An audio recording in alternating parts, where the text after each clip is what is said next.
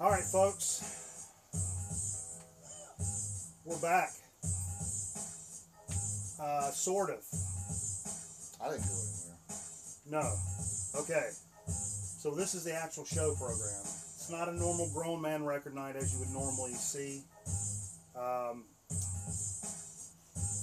little different kind of week. If you guys didn't know, after the show last week, the computer took a big fat shit, and so this week I've had to replace a motherboard, that's some pretty substantial. That's the mother. Some bling. It's pretty substantial.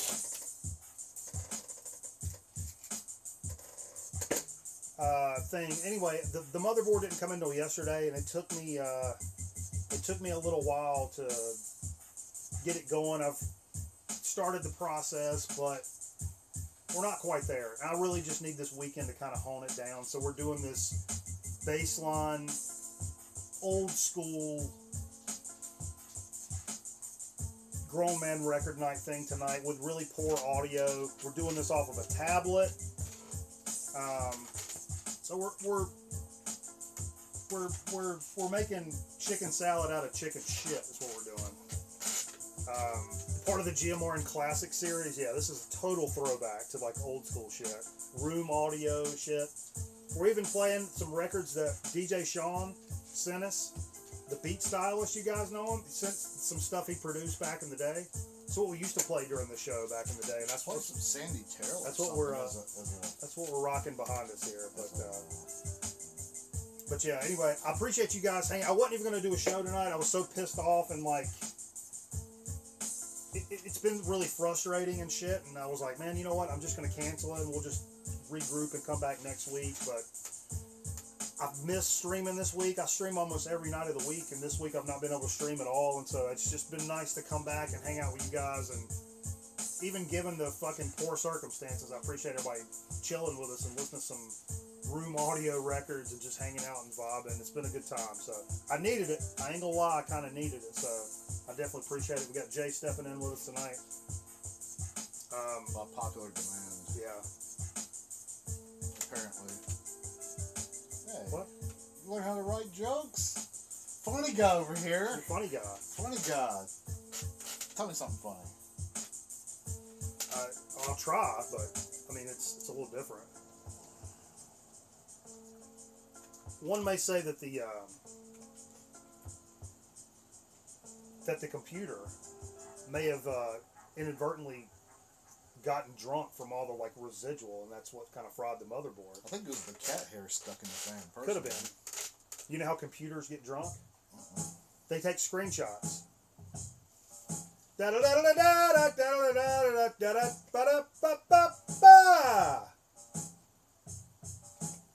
could have played on my phone.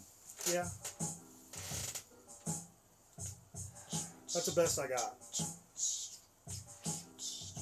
the best I got. That's the best I got. I don't have anything funnier. Just my life. It's just my entire. The only thing I've got is stories about failure. That's the joke. Stories about failure. You're looking at it.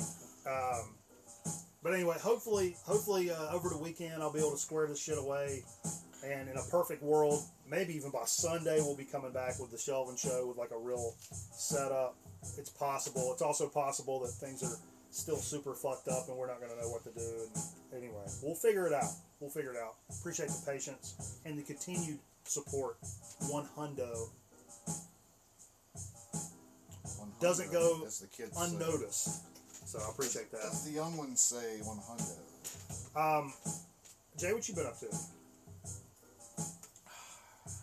Not much, man. I worked today.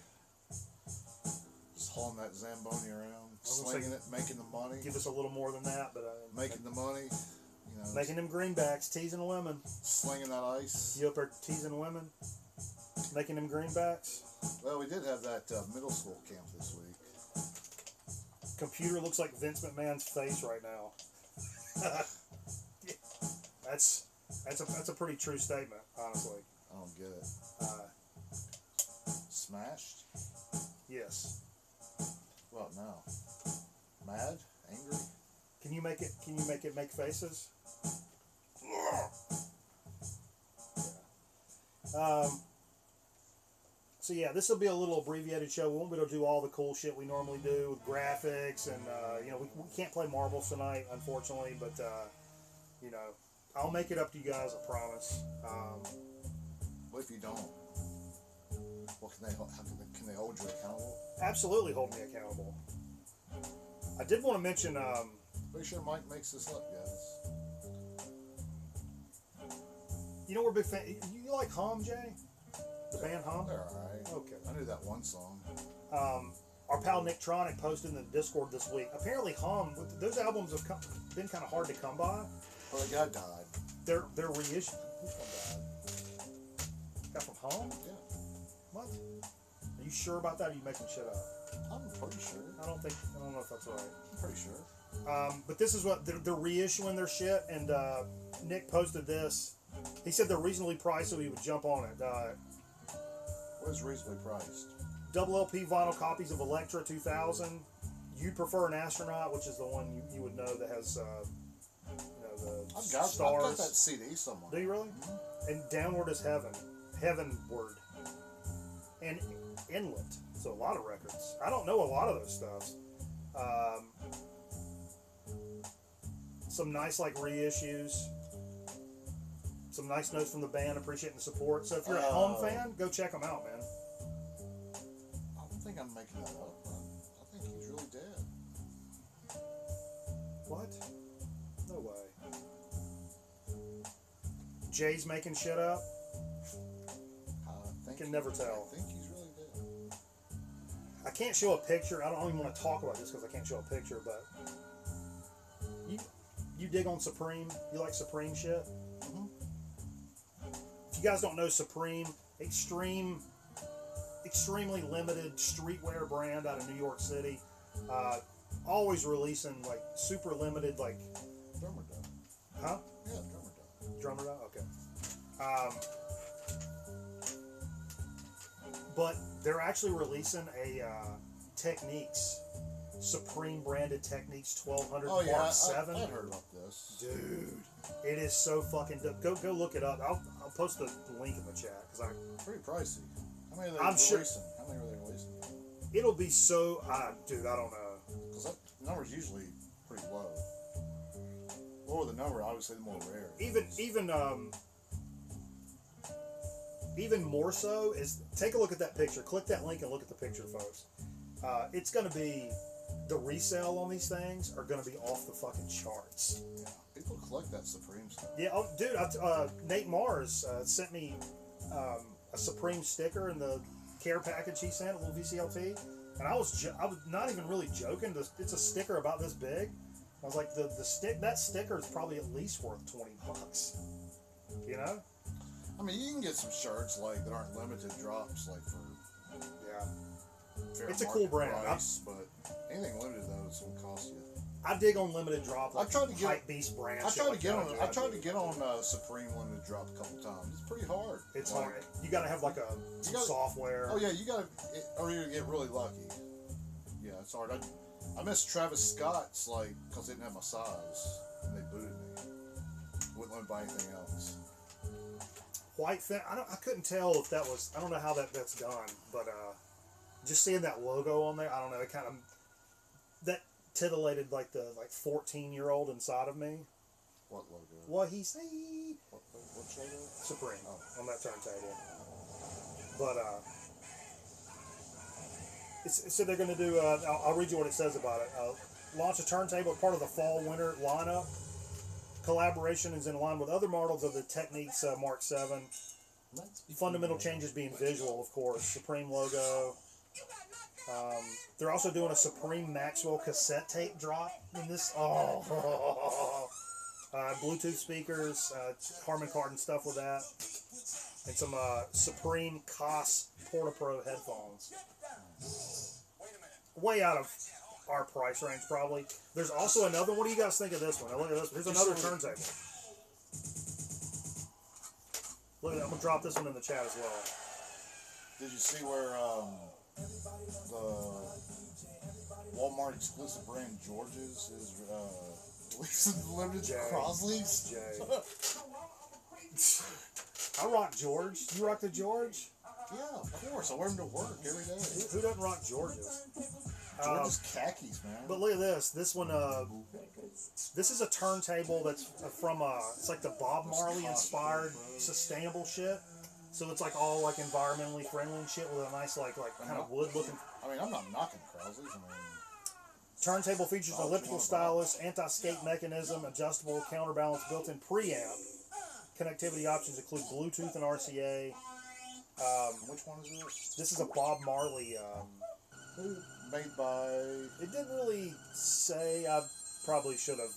What's the price point? I don't know. Don't ask me stuff. This is not that show. That Jay. could be a Crosley. I don't know. No, it's not a Crosley. It's not a Crosley. But that was pretty cool anyway. Not sponsored. Need a long extension cord to play that. Yeah, for real. $3.99. Is it made by Crosley? Is it really made by Crosley? $3.99 for what? This one? Yeah. Man, It was kind of cool looking, but that's a lot. I don't get into shit like that. The Like Supreme if you one, I want was something like that, just get a cool like slip mat.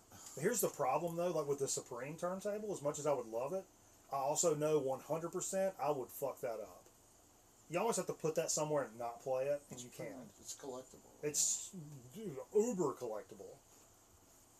Give me a little swamp, Jay. And bring one of those covers back over. We'll show one All right, off. move. Take. Move.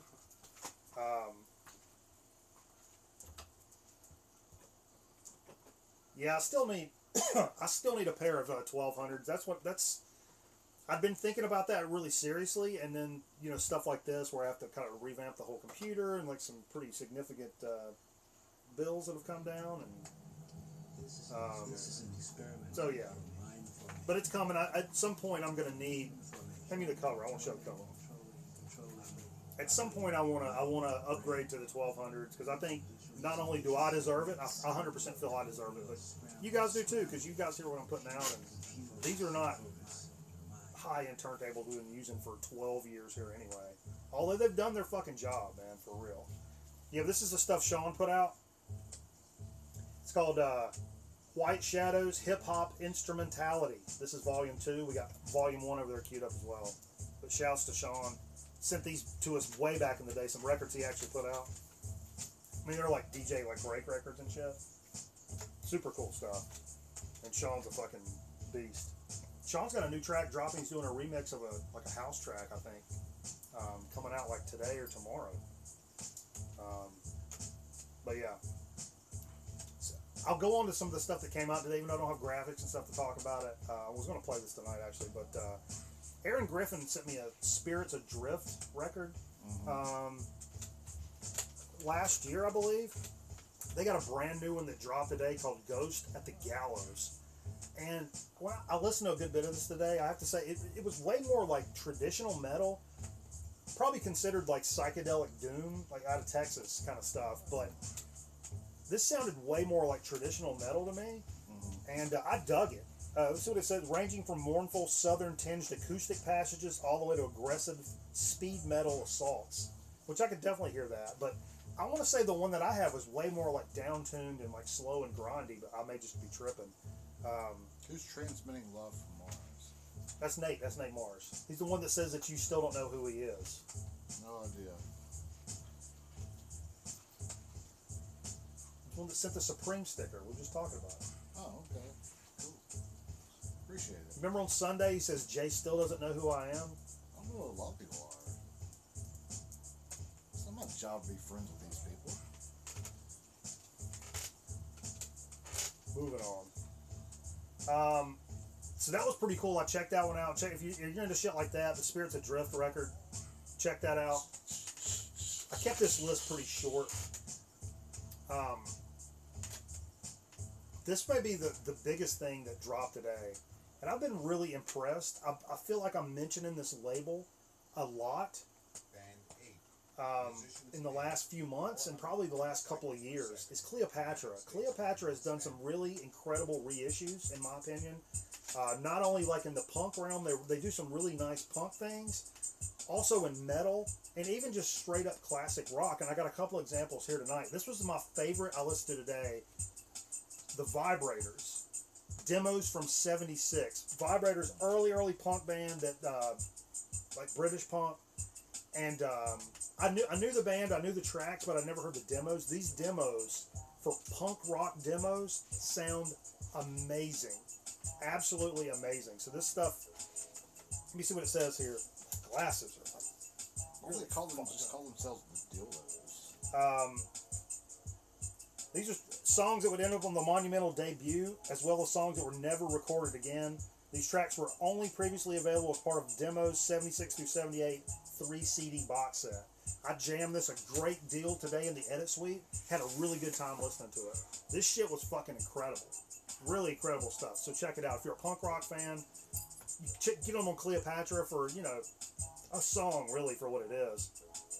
Also on Cleopatra, we may have talked about this band before, called Warhorse. And like I said, Cleopatra, I got like that Reagan Youth. I got the hiccups. That Reagan Youth shit I got is trying to scare you, trying to get them out of it. Oh, the hiccups. Yeah. Gotcha. Yeah. That's okay. So if I come at you like this, it'll go away. I'm scared for how low your credit score is, honestly. But yeah, like what happens when you have kids? They've done some incredible punk rock reissues, and but this Warhorse is it's the dude. I made this really small. The dude from Deep Purple is like his solo shit. Nick Semper, the bassist, 1970. So this is a nice like classic rock kind of proggy classic rock, hard and heavy jam. This shit slams. If you've never checked out Warhorse and you love some of that 70s hard and heavy, but still kind of proggy and groovy,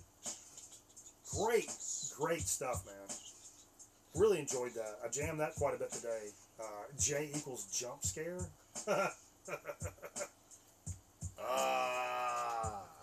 That's funny. Let's do a shot, Jay.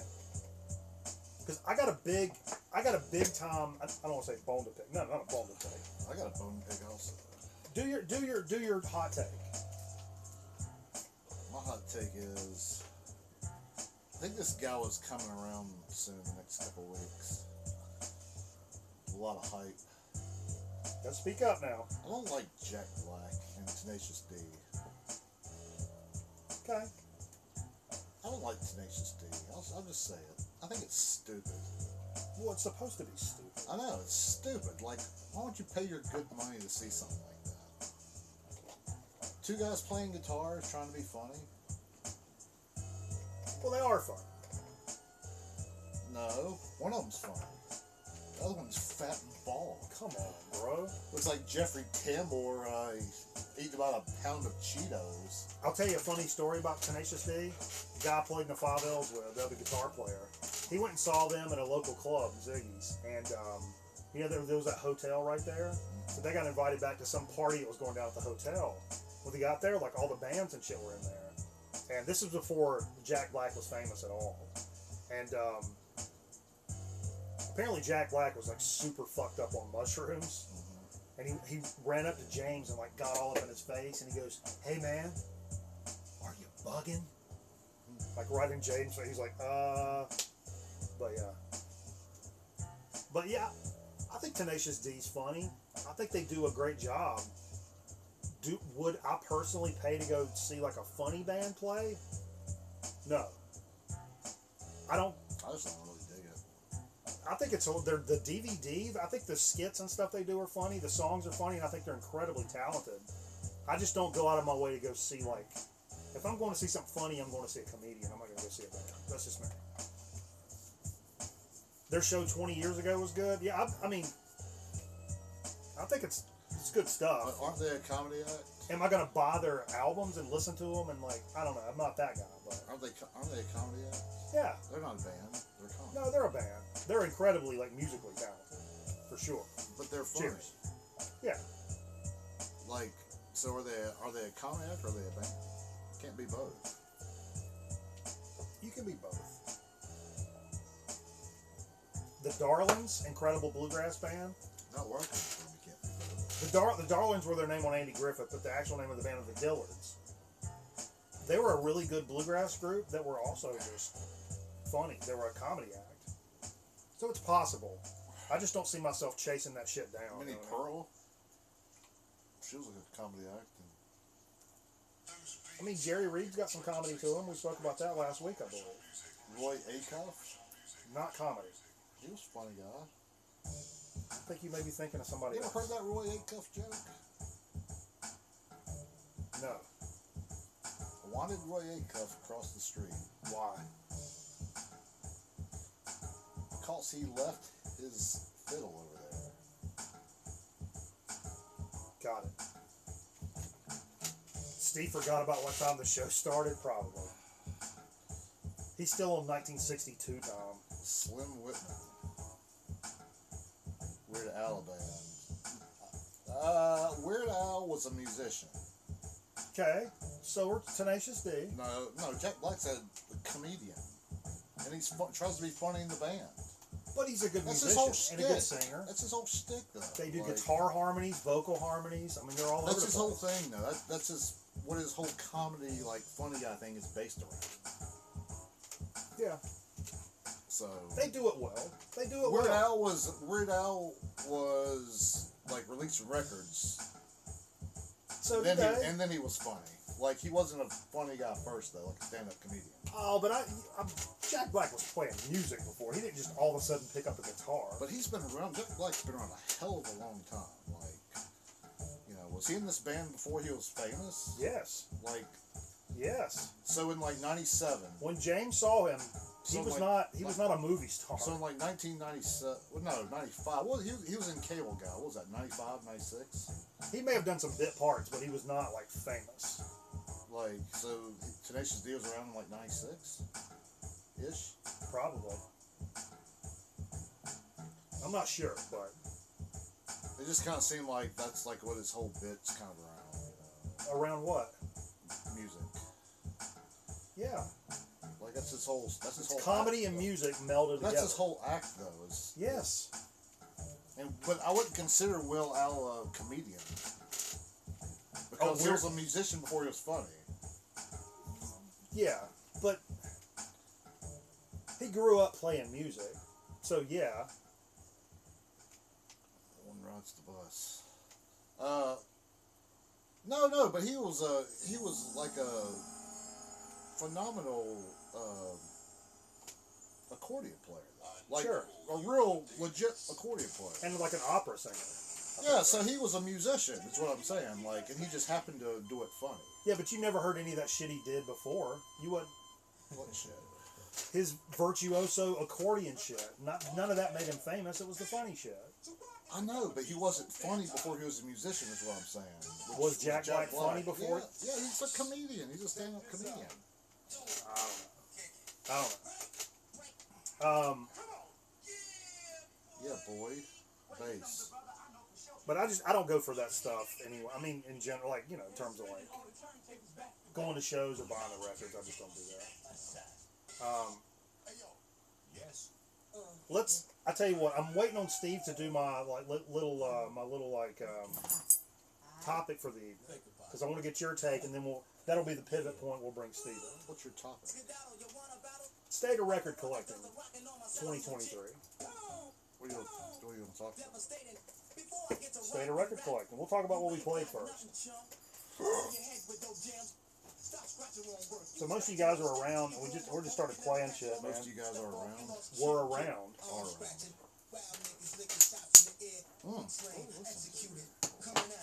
Where did he touch you, Jay? Who? Jack Black. This anti-Jack Black diatribe. Everybody's thinking he probably touched you somewhere you didn't appreciate. No, I've never. It's enough Tenacious D. I've never just thought it was that funny. I mean, Actually, somebody told me, one of my bosses way back when, they said if there was a if there was a Mike Miller audio biography, Jack Black would play me. That's what he said. Which was nice. I don't necessarily. I see what he's saying, but Goodbye. Wasn't Jack Black, Dabney Coleman, and Cloak and Dagger? ooh, Merv, don't you dare. Oh no, That's Jack Flack. Jack Flack. Oh, Cloak and Dagger. What is that? What? It's a made-for-TV movie. Is that a show? It's a real movie with Henry Thomas from E.T. Dabney Coleman. Oh yes. I do. That was on HBO a ton when I was a kid. Yes. Yes. It's one of me and my mom's favorite movies. I haven't seen. I didn't go back and watch that. Wow. Played the Sonics record. I picked this up not too long ago. The second record, the Sonics Boom. Boom. Boom. Boom. There goes the boom. Killer stuff, man. Really glad to pick that up. That's like a 97, 98 reissue, I believe. I've been looking for some Sonics for a long time. Really happy to pick that up. You give us a little switcheroo there, Jay? Sure, I had nothing else to do. Hell yeah. Morris. Morrissey? Ask what you guys wanted to hear, and shouts to Sean Spinn. Reminds me, I got a box from Sean Spinn to open up a little bit later. Dig it a week. Sean said he wanted to hear a little Tad, a little God's Balls, so I pulled this one out. Look at that young man. He didn't spend much time at the salad bar, did he? Come on, Jay. Look at that digital watch, though. That digital watch wrapped around his wrist, begging for its fucking life. Look at that. It's probably on the last hole, too. Why is yeah. he wearing it backwards? It says Tad on it. Yeah, no, but why is it backwards? I don't know. Killer stuff, man. Like a game genie. Look, I thought it said life's a game genie. And, you know, I would say sometimes it is. I mean, 'cause you never know what you're going to get. Life is a game genie. Next one, we asked what you guys want to hear. Murph said a little James Brown. So I pulled out, I just shelved this actually. It's a Mother, James Brown. I used it in a video. The 10 records we've probably played most here on the program. This album contains Mother Popcorn. Killer cover. You guys know this jam. This is a Grown Man Record Night staple on the King label. You know the vibes. Can never play this enough. Merv said, give me a little. And shouts to Merv, had a death in the family this evening, so it was a pleasure to put this on for my man. Miss You said, play me a little. You met Tad. You met Tad for real? Was he wearing that watch? I love Tad, man. That's one of the most underrated bands from back in the 90s, in my opinion. And so, to me, if you want to hear what like true grunge sounds like, Tad and Mudhoney would be my perfect examples of grunge. Yeah, such a bad name though, Tad. That's his name. I know, that's a terrible name though. It's a terrible first name, Tad. Tad, Mudhoney, and I knew a like, guy named Tad. Bleach, like in that era, but I mean, that's like, to me, that's what grunge What do is. you think of Tad? When somebody says Tad, what do you first thing you think of? Tadpole. Okay. Or like I would say like a frat boy. Ted McGinley. But that would be like, I think, Think of Ted McGinley. Yeah. Who's that? Happy Days and Revenge Oh. of the Nerds. But I think the frat boy name would be more Thad than Tad, to be honest. You don't hear many Thads anymore. Who's the last Thad you knew? No, I've never known a Thad, I don't think. Who's the last Rex you knew? That's a real one. Rex Javern Terrell. Was his name Rex? Correct. R-E-X. Correct. Middle name Javern. Is Rex short for anything? Like Rexaria? Rexel. Rexhole? Miss You wanted to hear some Big Business, so I pulled out. Here Comes the Waterworks. One of my favorite by them. Actually, the first record I picked up I bought this at Harvest Records in Asheville, North Carolina. Probably my favorite record store of all time. It's one of those. I went to New York, and I really, really dug my record digging experience there. But I kind of came away thinking like Harvest is better than all of these stores. Like low key, like Rex Kwando. Are you trying to get a? What's up, Are E-Dub? you trying to get a marketing deal with Harvest? No, I'm just saying, of all the record stores I've ever been to, I think Harvest has impressed me more than anybody. He's probably watching right now. Who? Harvest, the guy from Harvest. I don't know the guy from Harvest. What do you mean? Who's the guy? Who's the guy? Where's Harvest at? Asheville. Yeah, he's probably watching the show right now. Rex Kwando. Who's Rex Kwando? Rex Chapman. Rex Chapman, there you go. Rex from... Marvin in charge. Rex from E-Dub. Pantera. Yep, we had a pinned comment. I'll do it again. Am I supposed to say anything while you... do Sure. that? Rex Reed? Was that a basketball player? Or was that sounds like a sitcom actor, Rex Reed. Rex Ryan, the coach for the football team.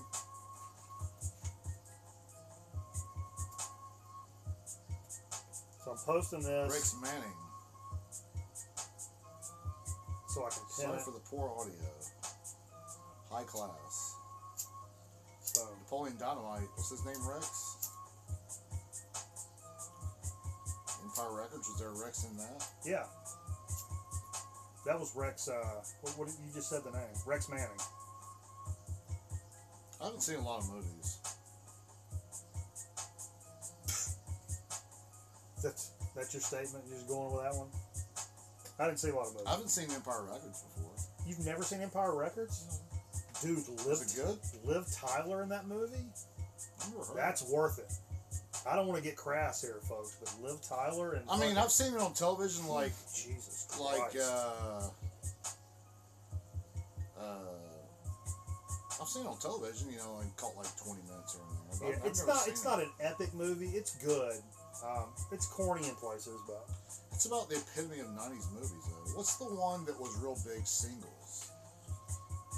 I mean, if you're going to do record movie, like, because that's in a record store, that one's okay, but High Fidelity is way better. But it's got Jack Black in it, so Jay don't fucking like it. I didn't say I didn't like him as a person. Oh, no! But I wouldn't pay like that whole High shtick. Fidelity's stupid.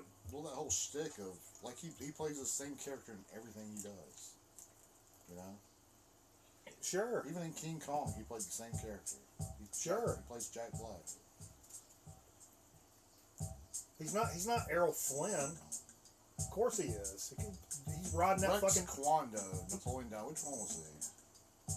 That's the on the Taekwondo studio. Rex, call it Rex Kwando. The guy from Oh, the guy from Drew Carey Show? Drew Carey Show, yeah. Jack Black is a modern day Meatloaf. That could be quote of the night.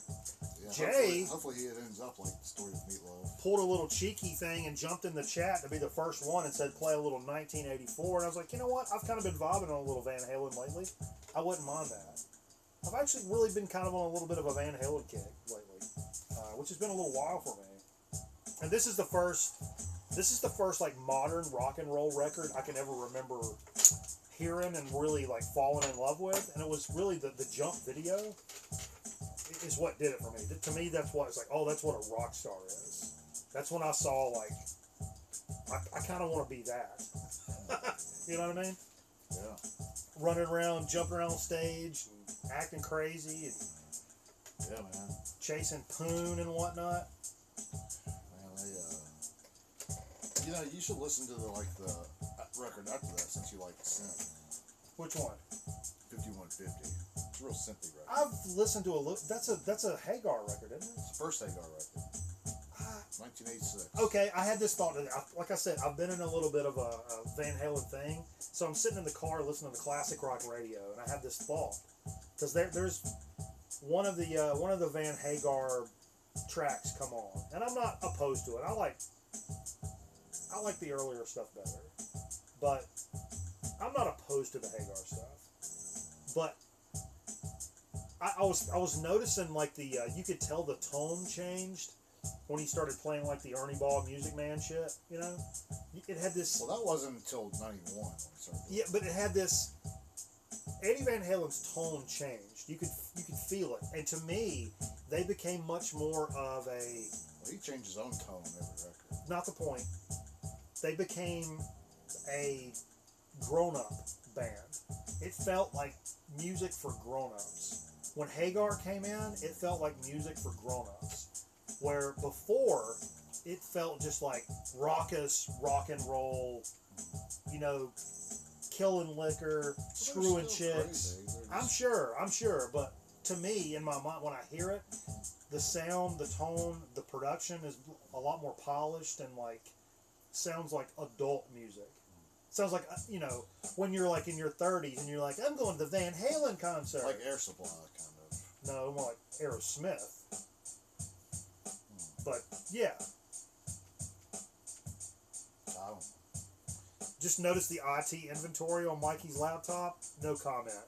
Somebody delete that comment. You share the same initials and passion for Van Halen. It's meant to be. Kneecap Phil. It makes magic happen.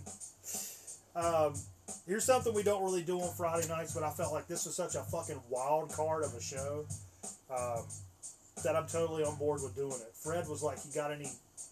I think Zorlak said you got to play some thrash, and Fred cashed in the Banana Bucks. He's naming some people, and he's like, hey, you got any DRI? And I was like, oh, I don't have any on record. I was like, but I got some on cassette. I was like, you know what?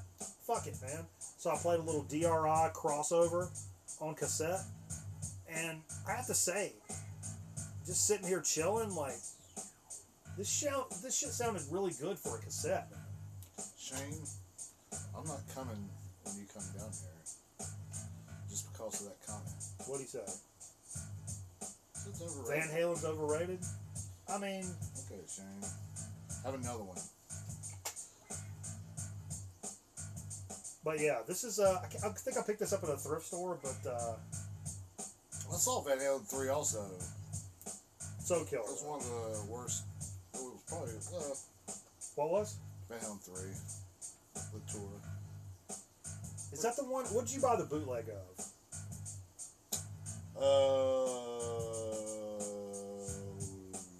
Balanced. Balanced. Yeah. Gary Strong's the singer. Yeah, I saw him on that tour. I saw him in Charlotte. I was probably at that show actually. This was in August. I went to go to Washington. I went to a Washington Beat game the next day.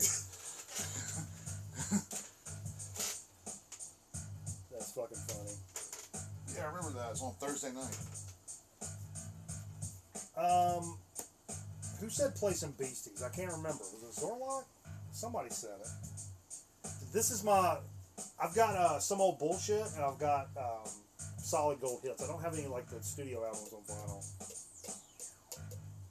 But this was a gift from the boss man, like, early on in record night days, and it really does... Man, there's so many, like... If you did like a best of like greatest hits albums, this one's up there. Double LP, and I mean, look at the tracks this is on here, Jay. For a greatest hits. Yeah. I mean, Good stuff. It really dips its wick in a lot of different areas. So what you want, Brass Monkey, check it out. No Sleep Till Brooklyn. Hey Ladies, Pass the Mic, An Open Letter to NYC. Root Down, Shake Your Rump, Intergalactic, Sure Shot. Body Moving, Triple Trouble, Sabotage, Fight for Your Right. I mean, that's a pretty damn good, comprehensive greatest hits, if you ask me. Which sometimes, you know, the greatest hits will do too many of the hits, and maybe greatest hits is not a...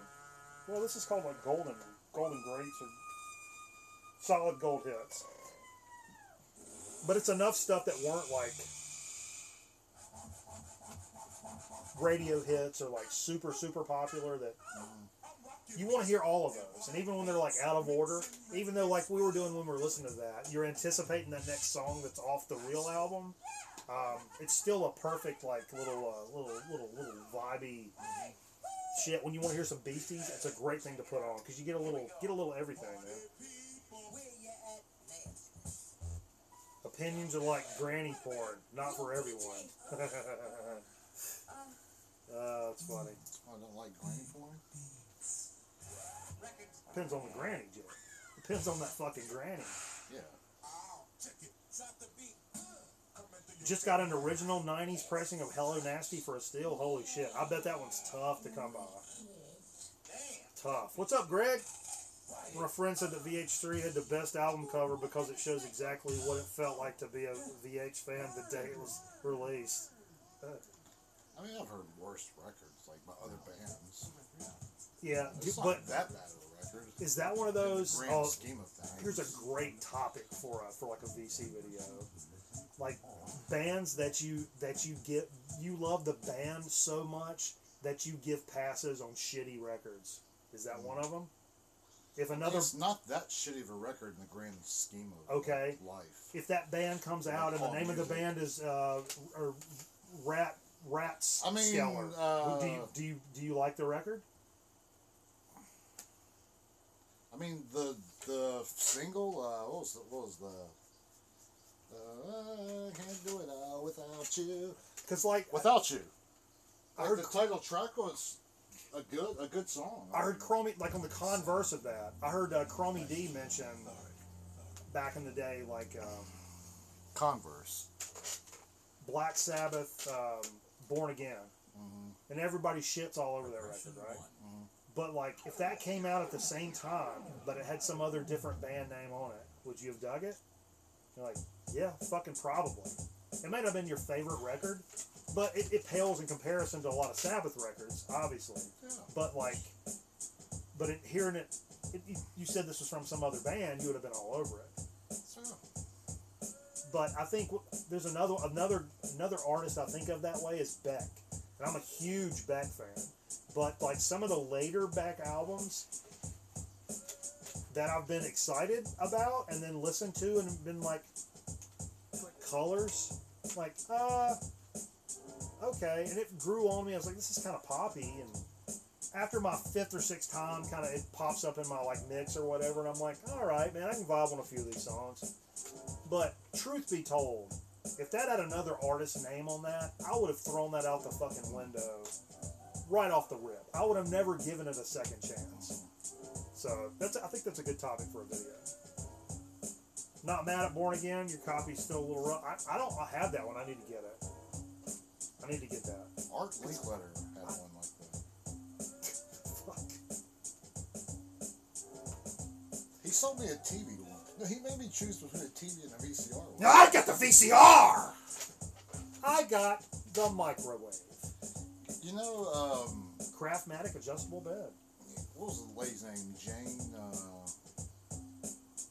There was that one lady, Jane something, that. Hanoi Jane. But she was the one that had the diaper problems. Oh, Jane, I'm about to stack right now. June Lockhart. Was that the one that? June Lockhart was the mom in Lassie. Yeah, and she's the one that had the bladder problems. And What bladder? Did the diaper commercials. Is that right? Yeah. That's a shame. That's the first thing I knew about her. Then I knew that she was on something else. Lost in Space, maybe? Okay. Hey. Hey, All right, we're finishing this up. I'm going to pose I'm gonna walk her. Okay, I'm going to pose the question I mentioned to you. I'm going to pose it to Jay. We're going to talk about it, and then I'll let you kind of, that's the switch off point. Okay. Okay. I didn't really think about it. Are you drinking a Liquid Death right now? I am. Oh, man. I've been working with them to do a little sponsorship thing. Yeah. Throwing it out John there. got a covert sponsorship. Covert. What's that? Pre-rolls. Oh, really? Okay. Party all the time, party all the time, party all the time. Like Steve has a drug. I love this. This is a single. I think Aaron Griffin sent this. It was sealed. We popped the seal and played it not too long ago. It's incredible. And you know what's really cool? As we've been watching some of this like hip hop stuff recently, we watched the Scratch documentary and been talking about turntablism and shit like that. And I'm like, me and Nate Mars was really talking about it. It's like, man, I used to like, we did record night on Friday, but a lot of times on Saturday, I would do like DJ sets just by myself. Like the wikis and like back in the old school. Cause that's what I started doing. I did that before I sat around and just listened to records like this. And as good as this track is, which is really a fucking good track, produced by what's his face, Rick James, and the B side is the instrumental track. Man, you could do some fucking dope shit over this instrumental track. This instrumental track goes really hard. Like if you're of the DJ mindset, don't sleep on that instrumental track. It's a nice little electro vibe right there. Oof. I just think Eddie Murphy's a very poor singer. No, he's not a good singer, but it's a good song. That's a good song. Good song. Yeah, He's 100%. terrible. And here's the Wizard not cashed in, but asked for a little Electric Dreams. This is a soundtrack, one of my favorite 80s movies. Me and my mom, this is one of me and my mom's favorite movies from back in the 80s. And we listened to just a couple of tracks on here. The title track. Let's see who did. I'll be able to read this.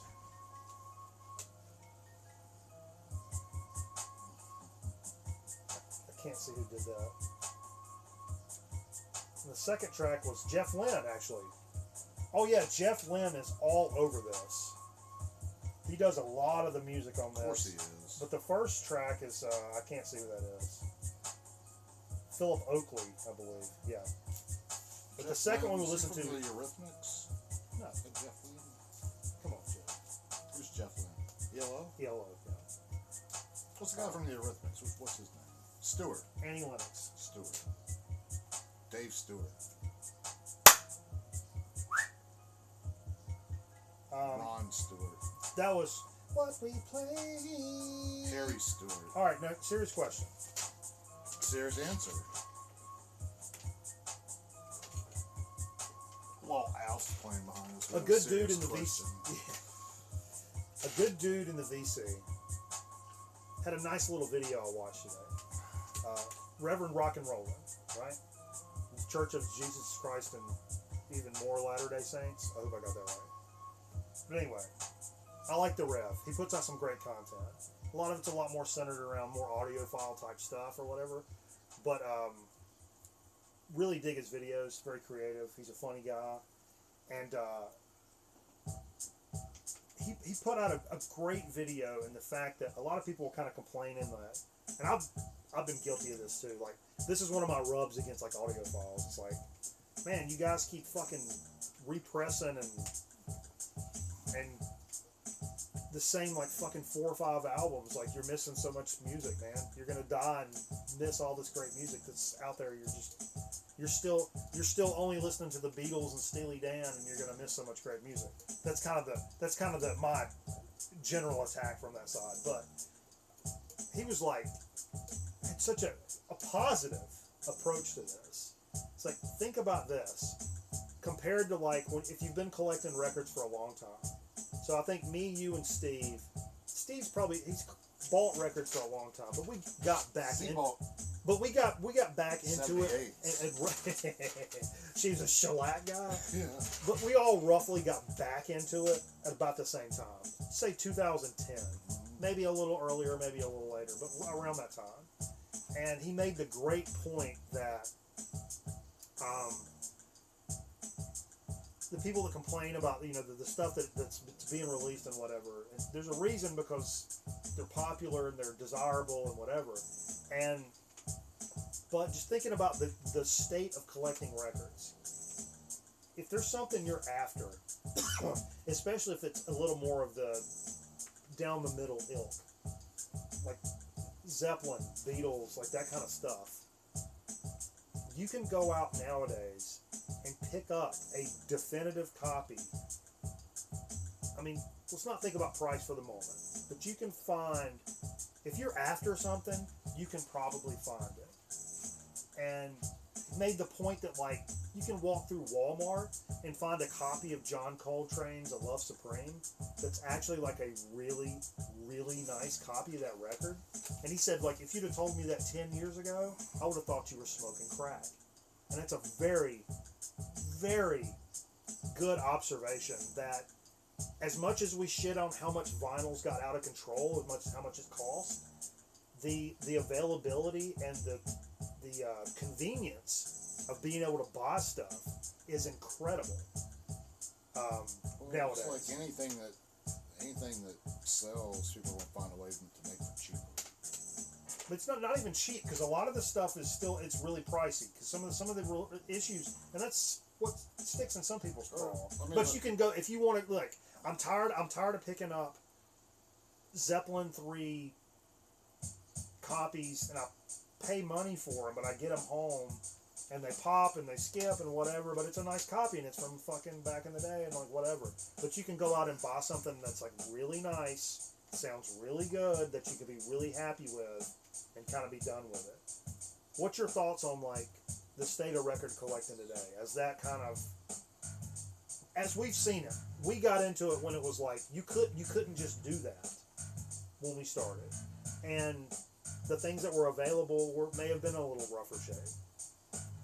How do you think it's kind of evolved? What do you think about it today versus like when we started? I think prices are out of hand. Do you like that convenience though to know that you could go get something if you wanted it? You don't have to go. I mean, you don't have to do that. You can get it on Amazon. No, that's my point. But that you could go to Amazon or Walmart or Target or even a local shop or whatever, and if you're after something, you can probably fucking find it. And back then was not necessarily the case. It's just what people are buying right now. Like you go to Walmart. You can go to Walmart 30 years ago and also find the hottest things. The hottest things right now isn't what's on the radio. The hottest thing is retro. Like in the society. Like retro everything. Retro t-shirts. Retro LPs. I mean, but not just retro Walmart. video games. I mean, forget the Walmart part of it. But just like, I mean, that things are available nowadays. And because people are buying them. That's like the medium people buy now. People don't buy. There's nothing else to buy. It's the one medium people still like to have in their possession. I've never really thought of that angle before, but it's. I mean, it's like going to the record store, man. But not because we went to thousands of record stores. No, it's like. And it still took me 4 years to find Volume 4. Like I mean, I could have went online and bought it for a premium, but like it took me 4 years going to my local shops before I found a copy of Sabbath Volume 4 because it just was never there. But now you can go buy a nice reissue for a reasonable chunk of change. I mean, it's probably going to be the last. It's probably going to be the last form of like tangible, physical music we'll ever have in our lives. Do you think this will continue or will it stop? It'll stop. You think vinyl will stop totally? Yeah. Well, no, I mean, not in our lifetime, but like one day, sure. CDs have stopped. Yeah. I mean, cassettes have stopped. I mean, I know people are pumping out like underground cassettes and stuff, but like cassettes have stopped. Like mainstream, like people aren't making cassette players anymore. Well, I mean, they are, but not like, the mainstream not like market. record players. So like because parts aren't cheap. They're not readily available. I mean, I guess they could start making them. They made turntables, but it is, and I never really thought about it like that availability angle of things because I'm quick to like. It's like, oh, they made this great copy of this record. It came out, and it's like, oh, it's only $80. And he made the point. He's like, when they take chances on things, that it makes sense that it makes sense that the things are more expensive because they're taking a chance that they may not sell.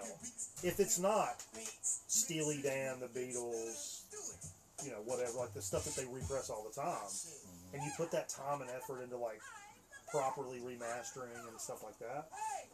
I mean, it's a fair point, and I've never really thought of it that way. But I love the fact that it was an incredibly positive video. Because one thing record collectors are known for and love to do, and all of us do it, is fucking complain.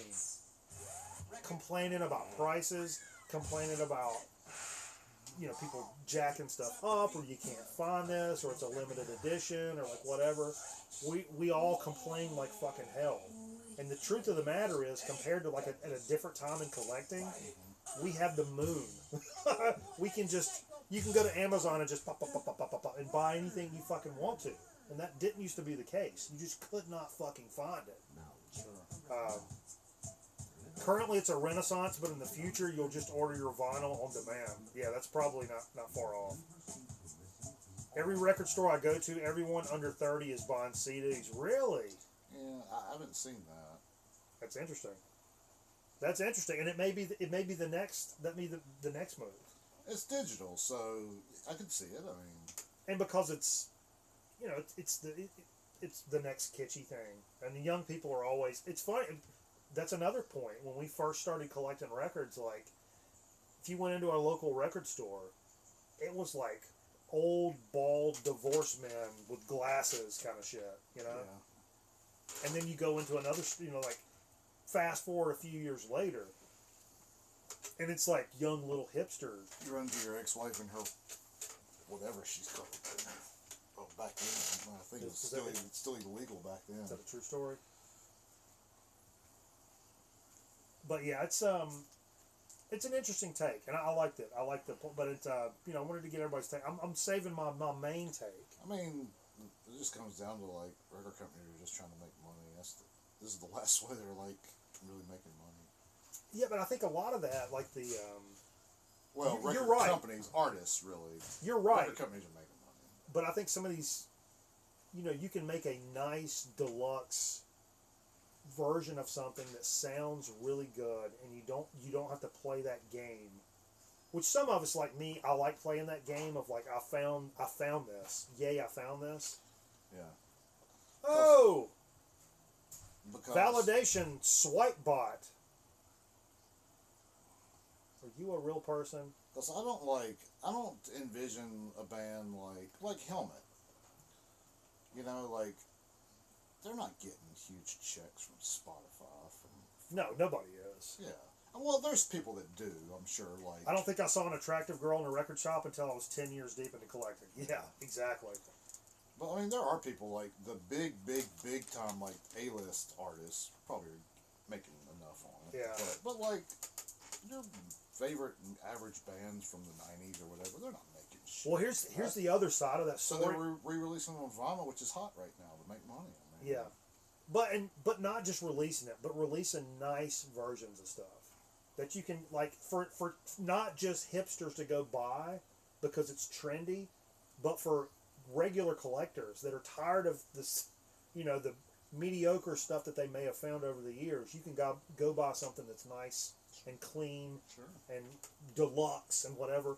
Now, me, I'm a little different in that, like, I love the, you know, being able to find something that's got a little age on it and it's got a story with it, and, you know, maybe it's got a little seeds and stems and inside the cover, you know, like, I kind of like that stuff. That's why, like, when I was really looking for those Sabbath records, it's when Sabbath, a lot of those Sabbath records were reissued on the Rhino did those reissues back in the, like, 2013 or something around that. And those sounded pretty good, I think, from what a lot of people said. But like, I just couldn't do that. I wanted to like find a real one. So I've just bided my time. But you like owning your music rather than renting it? Yeah, 100%. Well, you can own it, like put it on a hard drive now. Right? Yeah. I think the prices of vinyl will drop. Yeah, I think the bubble will certainly burst, and I think, you know, it's like us old school. It's us. I'm not even like what I would consider like an old school collector, but like the old school collectors will always be here. The weird old guys that like noodle over like matrix numbers and shit will always be around. But I think the bubble will burst. Those people never left. No, those people never left. They're more added to it. So maybe that bubble burst, but the cockroaches, the old guys are still going to be here. That's why I don't buy shit like I used to, because like it's going to burst, and one day you're going to be able to go get that record for like $5 that you're wanting. Yeah. Well, okay. This is my real take. This is the converse of that, because my response to his comment was, number one, I love the positivity of like, oh, that's a great take. That like, of all the shit that we complain about, like why are you putting another copy of this out, and like why is this and why is that? Man, it's just to it. That was, you know, it's out there and you can grab it. my side of that is, except that same kind of movement has taken all the dollar bin records, and now those are $20. You know, like, so if you're not an audiophile or a new record guy, the used record market, I think, is in shambles right now. Sure. New records, if you're looking for new represses and reissues and not MoFi, but like audiophile copies of things, this is at an all-time like great place. Especially with now MoFi being held accountable for stuff, apparently. But like, if you're just a regular record collector that buys used records, I think there's a lot of stuff out there now, but the prices are obviously That's what I'm saying. through the like, fucking roof. Just wait, eventually it's going to come back down. Yeah. You're gonna And get of course, that my stuff. primo example is Fleetwood Mac Rumors. I mean, it's just supply. That was Dollar Record City, It's just and now it's supply and demand. 20 mean, plus. It's going to get to a point where people will stop buying it. You know. Yeah, but that's kind of what I. Steve, Yeah. what are you doing? No. Steve's Keeves. Steve's Peeves. Hey, will you bring that box that's sitting in the chair in here to me, Steve? What's that? Will you hand me that box that's sitting in the chair?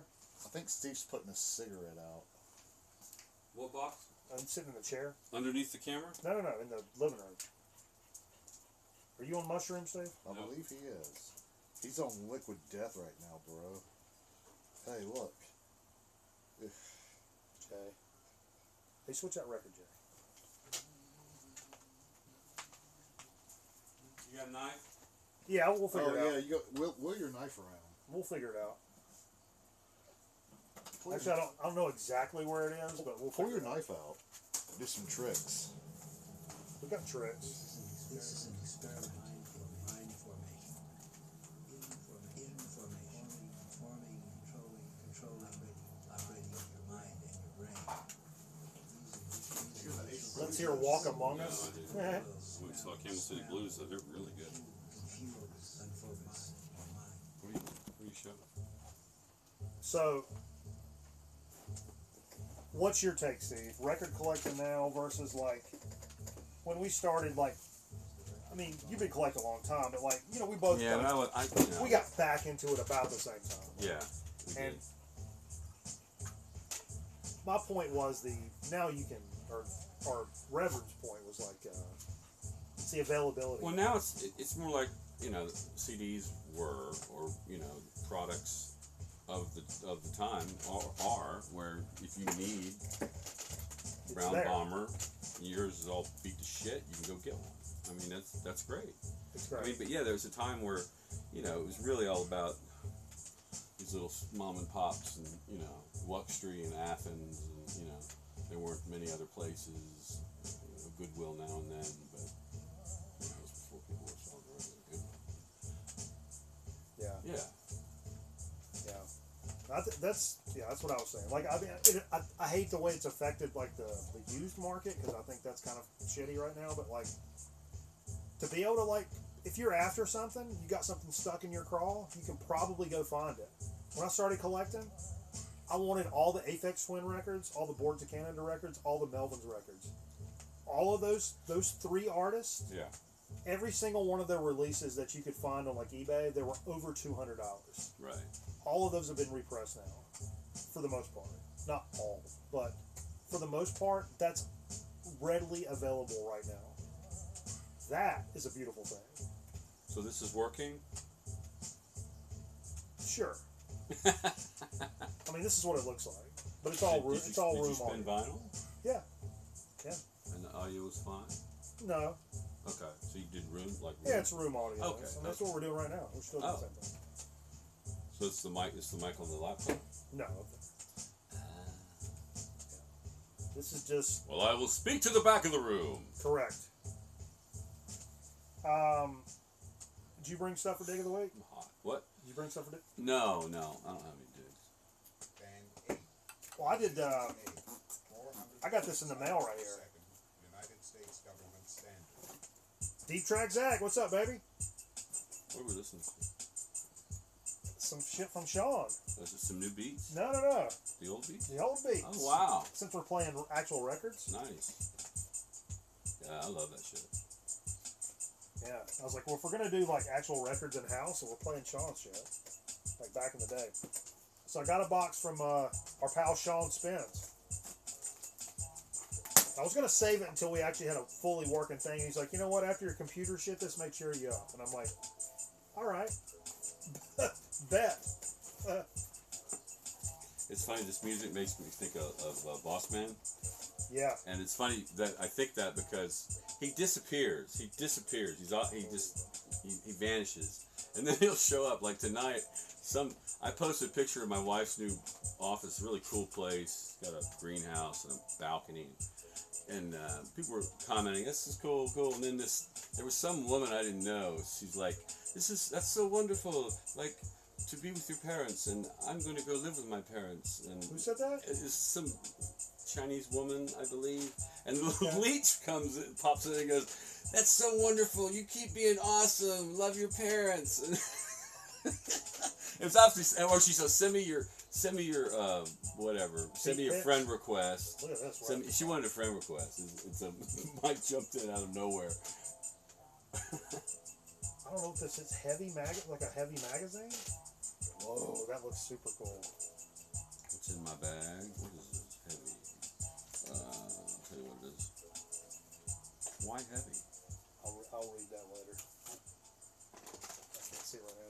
Bunch of chips though. Holy shit balls. Oh man. Yeah, what's that magazine? Is it like food stuff?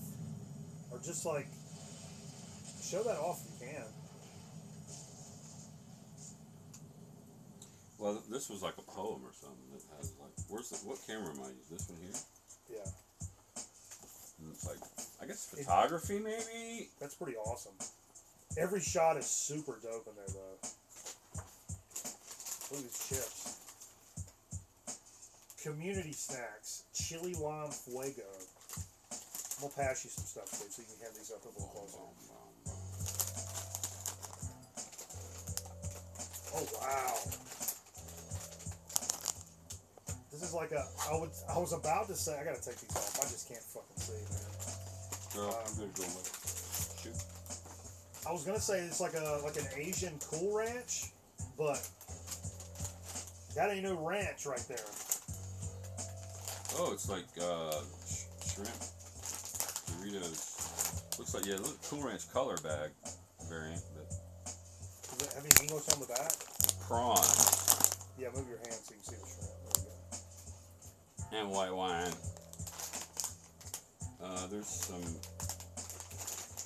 None of the hype is in English.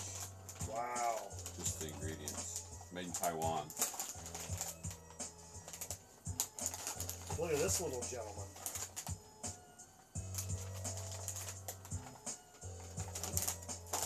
Here's the shrimp y'all can't get. Potato chips. Spicy oyster omelet flavor.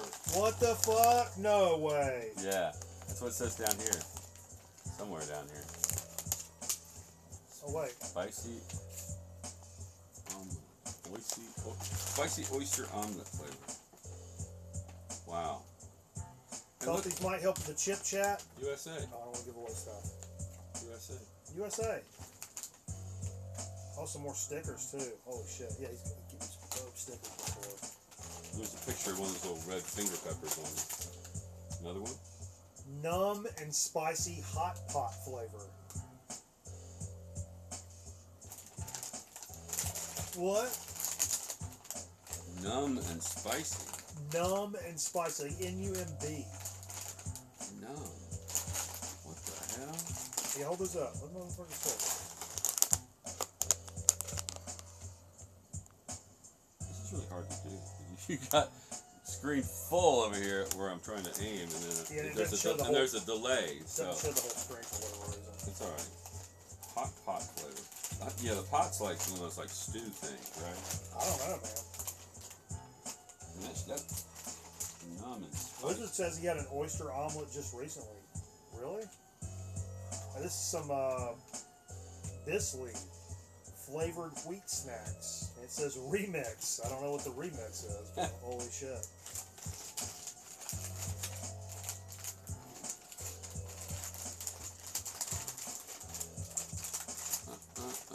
Barbecue flavor. Oh, we've had some shit similar to this. It's it's spicy shrimp cracker. We've had some shrimp snacks like that before. Ooh. Oh, shit. Dude, we got chips for days, meats and months. Product of Korea. We got this in here. Little brown bag action. Little brown baggage. Oh. Ooh, it's a full-on paper sack. Ooh, a couple of tapes. Dude, Nelson, After the Rain, no shot.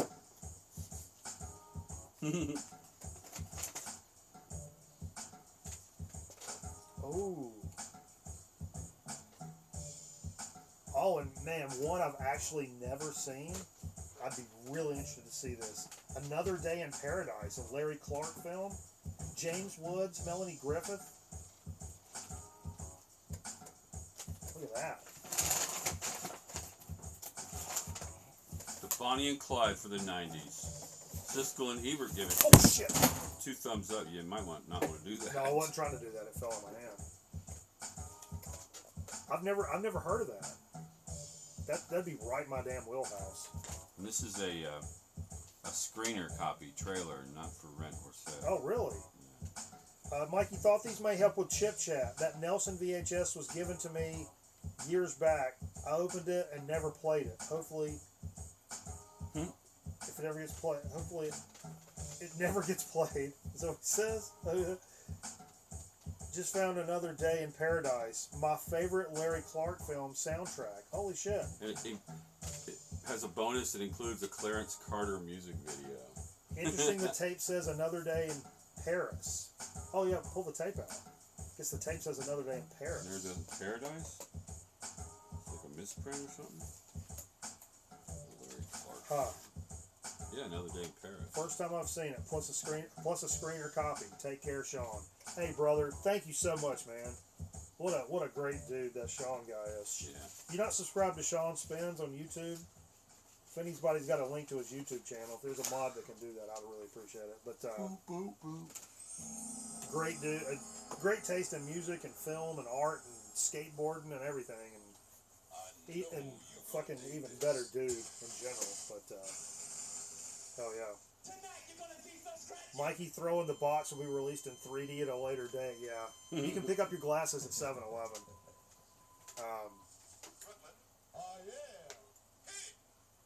So you ain't been doing no record stuff, Steve? No, I did order a record through Amazon, but it hasn't arrived. And I don't even remember what it was now. So it's going to be like a surprise. Okay. You don't remember it? But thank you, Scotty. I was on my way to do that. Thank you, man. I think it was electronic in some form or fashion. Click that link and check out some of Sean's videos, man. He does some really cool, creative stuff. I love his videos. Oh no, it was this jazzy, funky band. Every once in a while, Facebook gets it right and sends you an ad like, check out this band. And it was one of those that like hit pretty well. It reminded me of a mix between Lettuce and Medeski Martin and Wood. Oh, yeah. I think I talked about this last week. Dude, you know what really blows me away with like Facebook ads is how quick they target your ass. Like, I went from like, I don't know what ads I was getting, and then once I got like, started buying golf clubs and getting back into golf and shit like that. I mean, like almost overnight, every ad in my Facebook is nothing but golf. The entire thing is nothing but golf. It's crazy. Actually crazy. Yeah, I went out and hit balls this week. In fact, I told my wife that I planned on coming home late tomorrow. I was going to try and get you up early and go out and hit some balls. I'm PC City. That's why I can't get Are you really? I can't get too I got to build this PC. I'll be hitting it by myself. Jay wanted to hit tomorrow evening. He was trying to talk me to hit tomorrow evening. I can't wait then. Goodbye. But yeah, I don't think I could rest until I get this PC running. I'm at this point. I got to put the GPU in, and then like reconnect everything, and then see what else is fucked up. Right. I mean, in theory, I hook everything up and everything works right. The weird thing is, not to get all technical, but like the copy of Windows, like the registration is typically on your BIOS, on your motherboard, which is fried. Right. But on my hard drive is all my stuff and Windows is on there. But what's going to boot up, it's not going to recognize, hey, this is a licensed, registered copy, because that information is on the BIOS. That's another thing I'm trying to figure out. So it could be weird. It could get weird. I don't know. How many sides have you played? We're just flipping them. You just keep flipping them if you want. Okay. I don't give a shit. I knew that wouldn't get us popped, and like I really want to look for nothing else. We can do commercials. Oh, did you mention a couple things I told you? Stephen Wilson's. They're coming out with a no. 50th anniversary of Lark's Tongue. Speaking of vinyl and the State of the Union. Let me get my bag. Your butt bag? My bag. Have you got me a brewski? A brewski? Can I get one? Yeah. Actually, I do have a really shitty story to tell. Great. We love shitty stories. We kind of live for them. You know that? I see a soda in there. I don't think we've done. The one that I brought? Yeah. That big one? Yeah. Oh yeah. That'll go well with what I brought. And it brings it begs a question I've wanted to ask for a long time on this program. Do you love me? Oh, not that. What do you think about the Liquid Death? I fucking love it. It's good. It's good. I think it's just better drinking out of a can than out of a plastic bottle. I think the water is legit, and you noodle over the taste of water and shit like that. I mean, their marketing's on fucking point, obviously, but Probably even better drinking out of a glass bottle, but just recycling. I remember drinking one in New York City, like it was. What I was going to mention was it's the 50th anniversary of Lark's Tongue and Aspic, the first of when they compiled, added Bruford and Wetton. This was the first one, I believe, and it's great. I love it. Love the artwork, and I think Stephen Wilson's done a remix or something like that. And Like coming out recently? it's coming out October 13th, I think. Coming out recently? That was a weird way of me. It will be coming out soon. Correct. Yeah. Oh, yeah. Oh, I brought a couple things to add to the thing here. Well, maybe I'll. Anyway, one is got both these from John, my friend John. Joe Bonamassa. It's like an acoustic evening at Carnegie Hall. That's a cool case. Cool cover. Cool thing about Joe Bonamassa, my friend Jeff Cranfield, who is his company is Special Event Services, Winston-Salem. They do a lot of concerts. They were actually at the Hollywood Bowl shooting a music video with Joe Bonamassa this week, and the lighting grid looks like a freaking spaceship. It's amazing. It's really cool. I don't like how he looks. He does have a weird jaw thing going on, something, but he looks kind of rapey. Okay. Like a who's the rapey '70s guy? Guitar player, Al Di Meola. Gary Busey? No, Al Di Meola. Oh, it's Al Di Meola. Al Di Meola gets you in a corner at a fucking nightclub. You're done for, son. The second one is a movie. He let me borrow this so long ago, and I just sat on it. You gotta watch this kind of thing. You don't want to watch shit like that. People say you gotta watch this, but anyway, so I finally watched this. It's really, really good. It's called The Yes Men. Oh yeah, I've heard of that. You've heard of this? I don't know if I've seen it or not. You should watch it on Wednesday night. These guys set out to target the World Health Organization for Oh. being corrupt as fuck, and they portrayed members of the World Health Organization. And the cool thing is, John has a really good friend named Pat. He's an animator, and he did these animation. And it looks like the Oh. stuff on that early animation 3D, really Yeah. odd, so creepy. Beyond the mind's eye But stuff. Yeah. One of the things they proposed as a World Health Organization was they made this animation of how they can recycle food. It showed up like if someone walked into McDonald's and getting a burger, and then they eat the burger, and it shows them like taking a shit, and then the shit goes in a pipe, and the pipe goes down this long set of pipes, Oh, and wow. then gets recycled, and it goes That sounds back. like a Tool video. Comes back as a burger again. It's really Reburger. and everybody was just like, Scotty says Reburger. yes, yeah. So this is the Yes Man. They made another one. There's another one in here, but Oh, yeah. I haven't seen Dude, it. I got that Super VHS hooked up in the living room now. Cool. It's fucking killer. I So, watched yeah. that Machinist VHS last weekend. It's a guy just like teaching you how to be a machinist. Oh yeah. I must have been out of my gourd. I just sat there with a plan, like, uh-huh. All right. Hell yeah. That's Let's all. do a shot. Let's do a shot. Where's my shot? There's Jay's. You want to drink out of Jay's? Fuck no. No offense, Jay, but I don't want to drink after you. I'm gonna go get my tequila. Oh, that's what I was gonna tell you. I had another story to tell you. Oh, yeah. Well, Fine. switch that record. A fine yarn.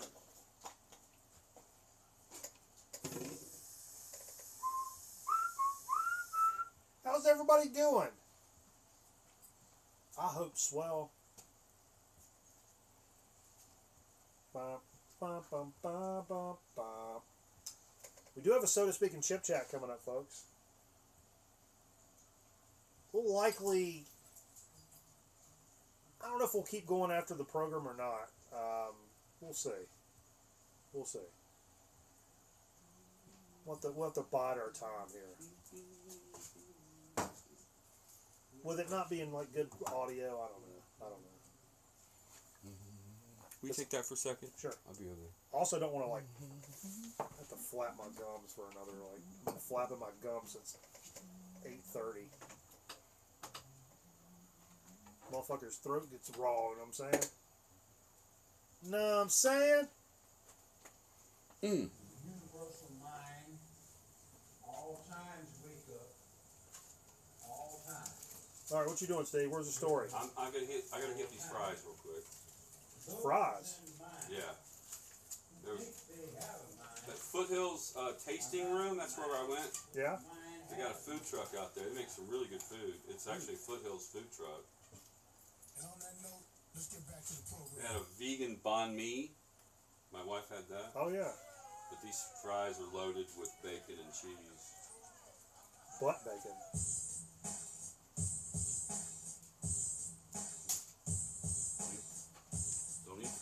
Don't eat the aluminum.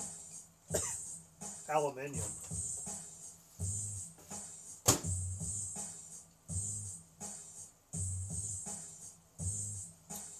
What you guys doing this weekend? I'm building a personal computer. I hope.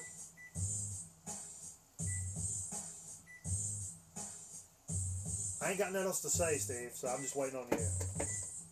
I ain't got Well, nothing I've else got to something say. to say. Alright, I'm done. I've said everything. So, last week it was Merv's birthday, right? You remember that? Merv had a passing in the family tonight. Oh, I'm sorry. But anyway, it was Merv's birthday. I got really drunk. Dude, I got up at 11 and you were still asleep on the couch. Yeah. That like never happened. I was really late. And I was supposed to go take my daughter. Remember when the show started and my phone rang, right? Yeah. And my daughter's like, I'm stuck in Burlington. the car, I'm locked yeah. out of the car. And I'm like, let's deal with this tomorrow. I'll take you over there. I fucking overslept. And apparently they were trying to reach me. So I went back and I went and got biscuits from Biscuit World or whatever that place, the Biscuit House. King? No, the one over there. Anyway, Yeah. really good biscuits to make amends. And I got a soda. And then for some reason I put it in a because I had all this shit to carry. I put it in a bag, like a plastic bag that had, I think it had had vinyl and no, it didn't have vinyl. It had just some other shit in it, groceries, and I had it in the middle. It was stationed well. I didn't think it was going to spill. Sure. And then I get back home, and no, it went like I went a whole day. And I was like, oh shit, I think I left some stuff in the car. And I went, and there was my bag that had all my records in it, and also my bottle of tequila. The top had come off. Oh. And I thought it was the soda, but it actually was about a third of that bottle of Añejo all over my records. Oh. And one of them got nailed pretty good, but the rest had the sleeves on, and the direction was okay. So there's a couple of little wet spots or whatever, but so I got everything out and I set it in front of a fan and let it dry for like 2 days, and wiped it before I did that. Yeah. But, that was my post-show That happens. debacle. That happens. I've had lots of post-show debacles. That's on par with quite a few of them.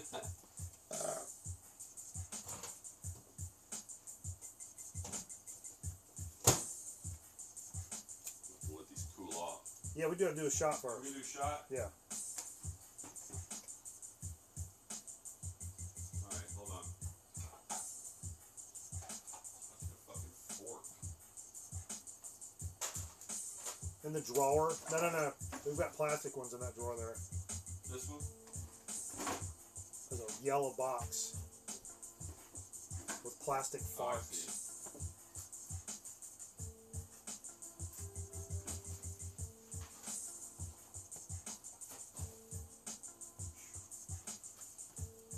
Whew. Let's do a shot. Then we'll do this. That sounds like a good combination. So I decided not to be transporting that bottle with a pop top. Stepped on a pop top. All right, we go. Here we go. Cheers. Score.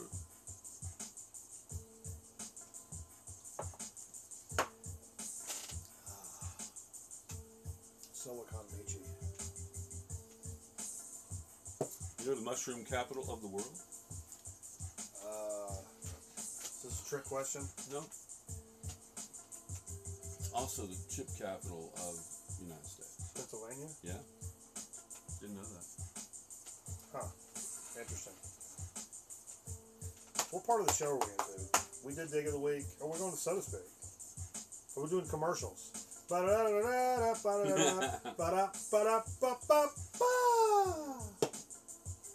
And we're back. Speaking of commercials, check out my promo on Discord for next week's show. Unleaded. Doing an acoustic There's show? yeah, all acoustic. At the Camel City Playhouse. Brought to you by your Ice Blue Aqua Velva. your local music checkup with Dr. John. Sponsored by Covert, Delta 8, Delta 9, TCA, pre-rolls. And we're gonna be giving them away at the show. Wow. And I told John, I texted him, I was like, dude, did you clear this with the Camel City Playhouse? Because they'll be like, what the hell are you guys doing? Giving away pre-rolls? Yeah, come to the show, get a pre-roll. Fuck. Does Steve Fever do dance TikToks? No, but I was dancing my ass off tonight. How about that? That's something. I move around on stage a lot, by the way. In fact, I've got a video. No, it wasn't a video. I've got someone. I told somebody at one of the shows. I was like, "Hey, take some pictures," because I never get to take pictures of me. I take pictures of everybody else in the band while I'm performing. But I was like, "I need some pictures." So I told this girl, I said, "Hey, just take some pictures." When she gave my phone back, it had like 200 pictures on it. It was just like, wow. da, da, da, da, da, da. So I put them all on the timeline. It's just like, it's really cool. It's like, Yeah. because I was like all over the place. You want free pre-rolls? I mean, I am going to see if there's another way instead of handing them out the show, because I think you ought to just give coupons, and maybe I get you guys some coupons for some Coverts. But we'll see. We'll figure something out. give them to sponsor the show. So I don't think Covert's going to give any money to John. I think he's just going to give him pre-rolls, and I think that's I wonder what- that's all John really wants. I'll ask that question after. Never mind. That's not an on-air question. But, yeah. Cool.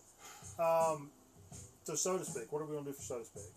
I think we ought to do that one you have in there. Okay. I brought a soda, but it's that one that remember we both found 2 of them on top of the machine at work. Pina. We did that. Okay, I figured. Yeah. Yeah, it don't It's matter. good. I did it when I did the show by myself. It's really good. On your pineapple lonesome. Yep.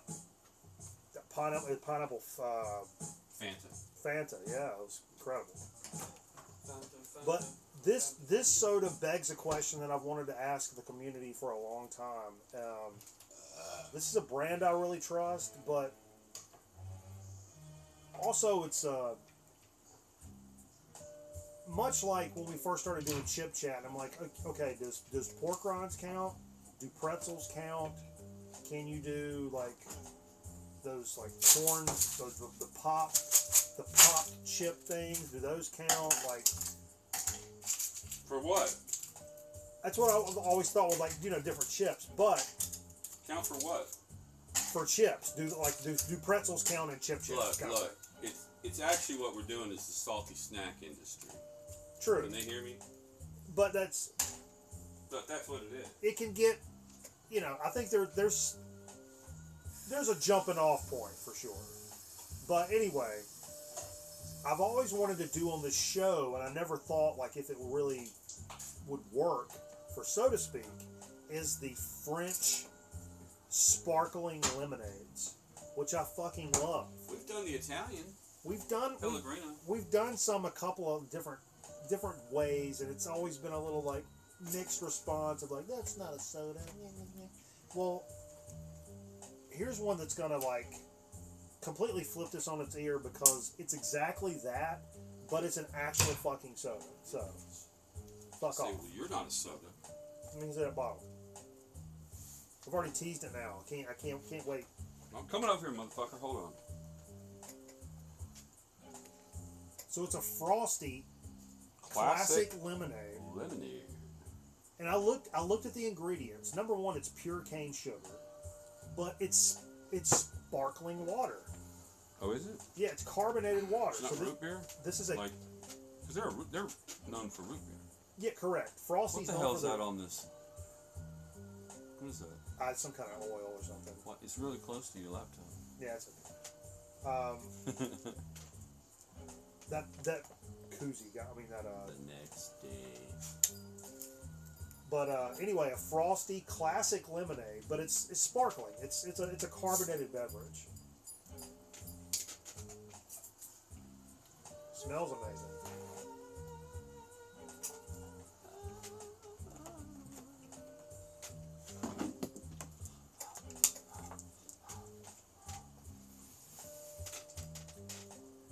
Oh boy.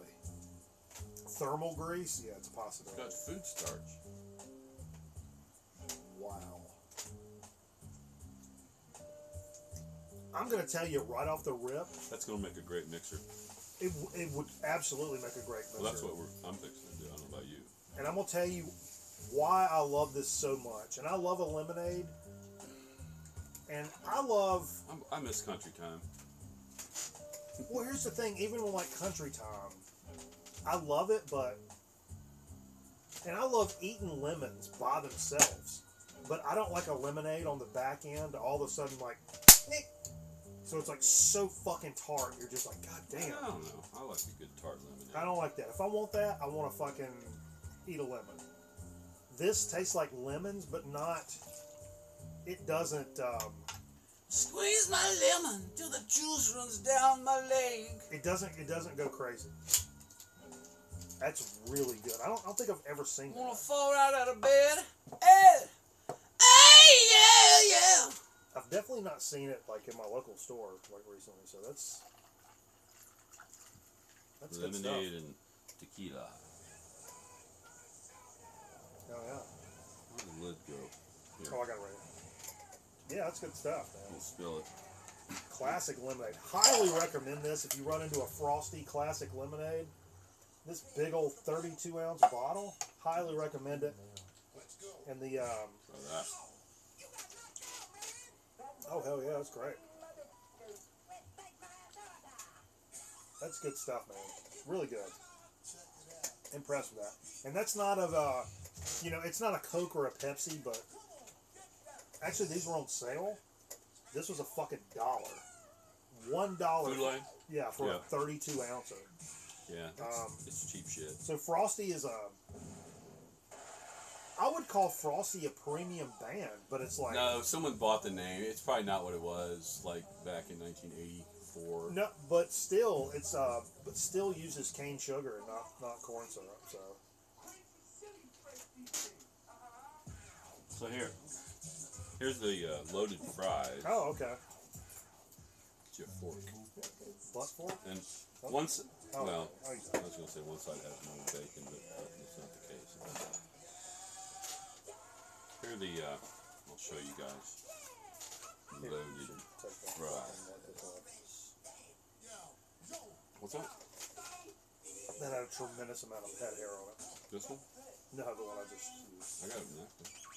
I use my shirt. This ranch right here, I think, or blue cheese. I think You it's said this is from a food truck? Oh. God damn. yeah. It's not ranch. What is that? Blue cheese? Mm. It's not a sharp blue cheese. It's good. It's not a tube. A two. I wish you'd go hit some golf balls. Take this record off the record player. Hey, my father-in-law said whenever we're ready, we'll go play at Maple Chase. Mm. You know where that is, right? Is that the one where Where Cameron? Cameron retired. I want to say, may not be an appropriate comment. I may have an in to get a membership there. Oh yeah. What you talking about, Willis? Yeah, this is really good. Really Can't good. pick it up, but here we go. Damn it. That's good stuff. You just pick up the whole thing and just take a big bite off of it.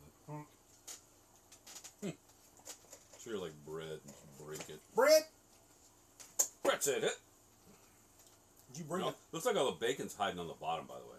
Yeah, It's so probably. big. Did you bring a chip for Chip Chat? I did, but you got some really killer. I want to try that. Yeah, pick I one. want to try the numb and spicy. Let's do it. Let's pick one and one shot. Numb. I want to know what they mean by that. We may find out too much. Why it's numb. All right. We doing that now? Sure. Yeah, yeah. Potato chip. Potato chip. Potato chip. Excesso calorious. Mm-hmm. Yeah. The only English on here is numb and spicy hot pot flavor. Okay. So there you go. Numb and spicy Picture, hot there pot are flavor. pictures of a sliced potato. There's also pictures of a hot pot like thing here. It looks like beans, but what's that smell?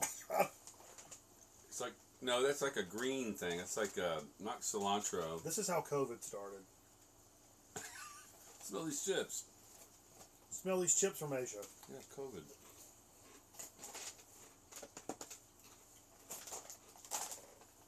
Oh, I know that smell. That's a basil. That's some type of basil. That's good. That smells good. Actually, I like it. It's unlike anything I've ever eaten All right, in my here we life. go.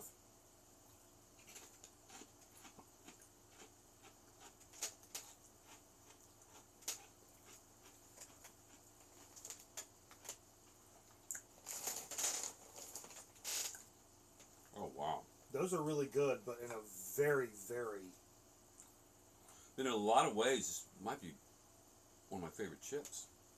Because it's so fucking different. You can take It's this spicy, basil, spicy basil. but there's a really sharp, it's Japanese basil? This is what I would compare it to. Imagine you're eating ramen, and it's a very, very strong ramen with some very distinct and strong flavors, and Man. then you're drinking the juice at the very end of it. It's drinking the juice at the end of a very strong ramen.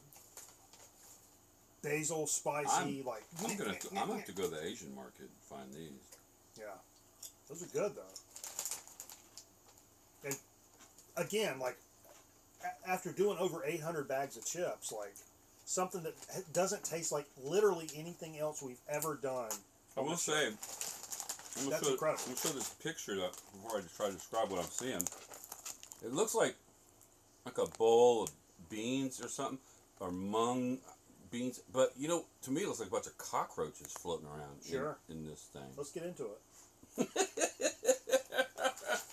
Here, have some more. I like cock and That's roaches. really good. In fact, you know what that would make a really good salad topper. I could see that. Or maybe put it on a banh mi sandwich, like. Some claim the more you eat, your lips turn numb. Oh, that's what the numb is? Okay. Let's try it. How about we just not eat them, but just rub them in our lips? I'm going to hork slam like a bunch of And them. I'll rub those on my lips. It's a new version of the Red Wiggler. I've always wanted big pouty lips. We're going to go to the fucking hospital.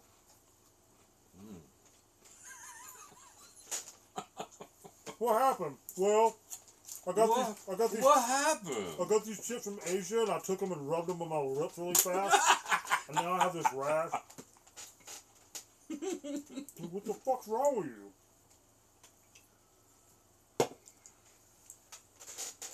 I can see like what it does because I took a big. Oh, I can feel what it does. Yeah. Because I took a big handful. I bet there's of it. is there MSG in that motherfucker? You know that. We won't know, but I bet you that's a lot of that ingredient, that enhancer is probably MSG. Well, whatever that spice. Underneath, you know, Yeah. PepsiCo's going to go overseas to do some really wild shit that we can't get away with here. I feel like it was some type of social commentary there, Steve. I work for PepsiCo. It was a really good. How do you know I don't work for them right now? They actually also would give you stock dividends, which was awesome because it was really good stock. I think dividends. those are high performance stocks. If you're interested in stock market, like Coca-Cola, Pepsi, those are really good because they have this, you know, constant high demand, inelastic demand. People are going to fucking buy stuff.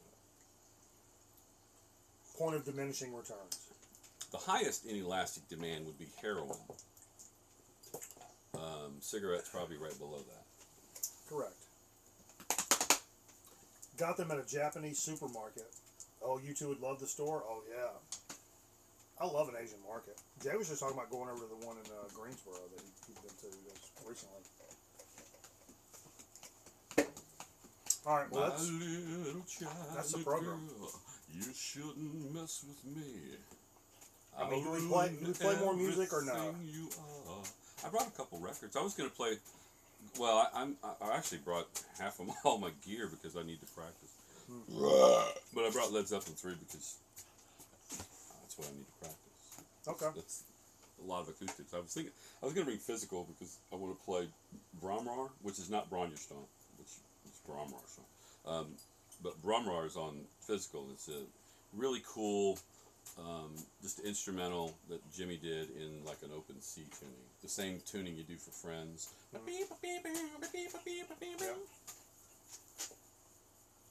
Alright. Well, let me stand up so I can stop it.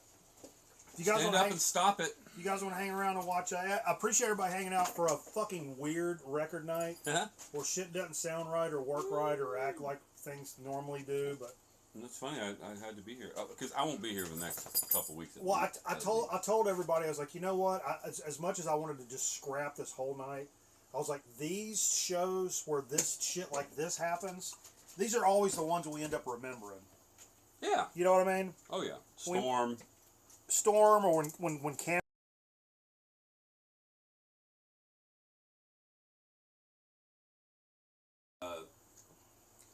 Possum. The possum comes through the window. Cameraman soldered that thing so that we could even do the whole show.